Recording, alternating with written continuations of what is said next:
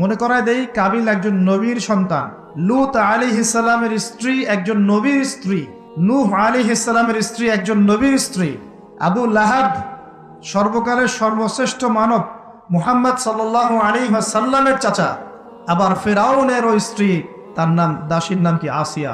তাহলে আমাদের বংশ, আমাদের রং, আমাদের জাতীয়তা, আমাদের অর্থ সম্পদ, আমাদের টাকা পয়সা, আমাদের স্ট্যাটাস, আমাদের ভাষা, আমাদের এই গোত্রীয় বিভাজন, এগুলো আমাদেরকে আল্লাহ পাকের আযাব থেকে বাঁচাতে পারবে না, যদি না আমরা আল্লাহ পাকের হুকুম আহকাম মেনে চলি।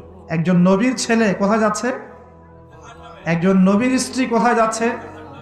লূত আলাইহিস সালামের স্ত্রী কোথায় যাচ্ছে? কিসের অহংকার, কিসের ফুটানি, কিসের গর্ব? শুধু তাকওয়াই পারবে আমাদেরকে সেভ করতে, আর কিচ্ছু না।